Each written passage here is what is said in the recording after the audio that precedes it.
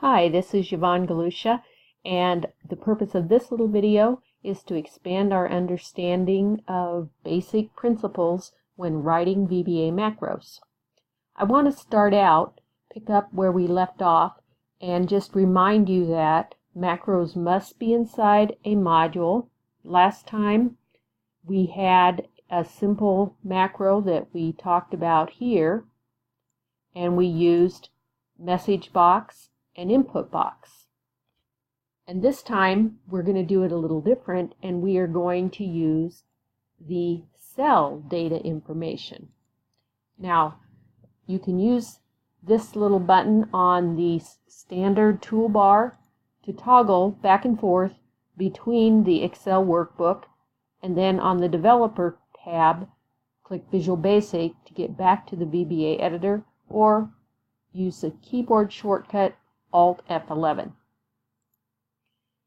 So what I'm doing here is I'm going to get information from cells and then output it to another cell. Let's go ahead and run this, and you'll see what I mean. In order to run that macro, you have to be clicked inside of it when you use the standard toolbar and click the Run button. We go back now to the workbook. Oops, let me try this again.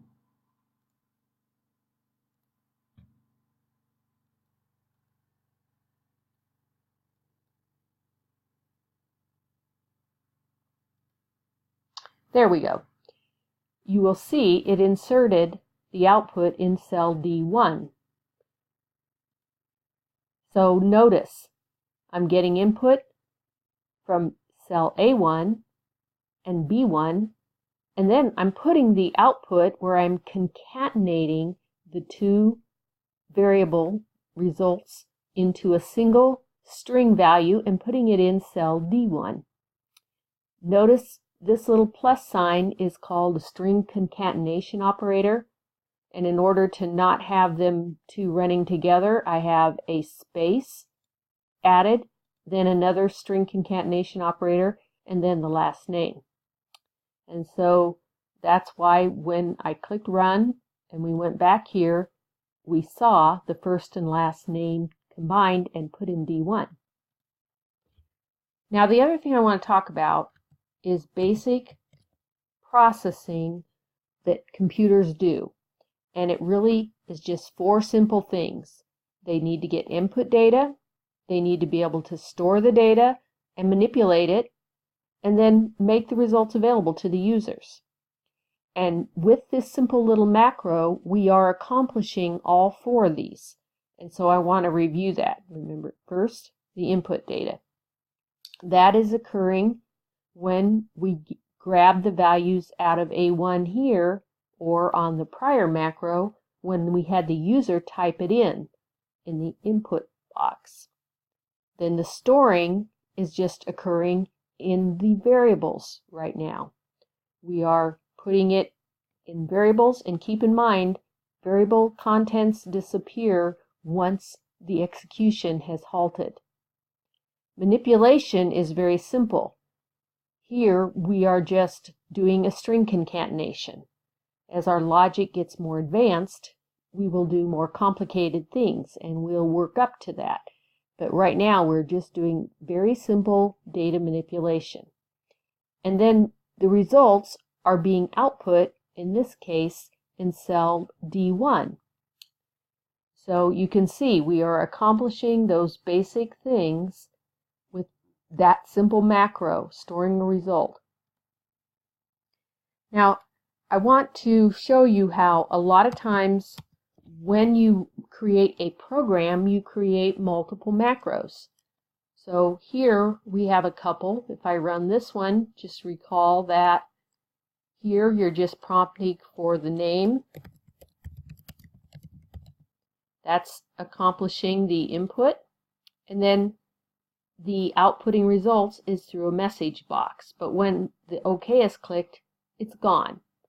So oftentimes you'll store things in the Excel workbook if you want it to be retained.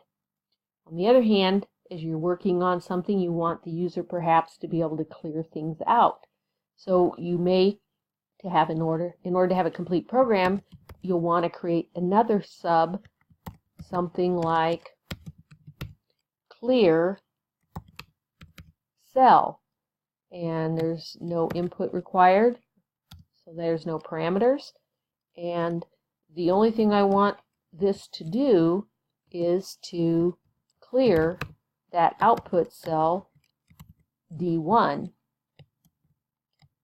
and this time we're invoking the method clear instead of value. So I'm down arrowing and then tab to select that. Now to run that macro, I need to click inside this little macro and then click the run. We come back, you'll see that D1 was cleared out. We come back, I click up here in this second macro, then click run, come back, and you can see it's back again. So I wanted to kind of do this to emphasize that a program consists typically of multiple macros in a single workbook. And then as the programs get more complicated, you insert multiple modules and you give them meaningful names. So right now you could use the property pane, select that object, and you could give this some sort of name that's meaningful to you. This is just internal. So I would just say something like naming. And then if I had a subsection of logic somewhere else, I'd create a new module and give it a meaningful name. And this helps you organize and better maintain code if someone else were to pick up your code. The other thing I want to emphasize here is that notice how ranges can be both input as well as output.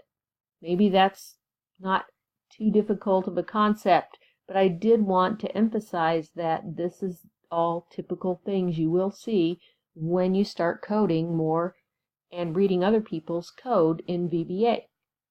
So I hope this was helpful to expand your understanding on creating VBA macros. Thank you.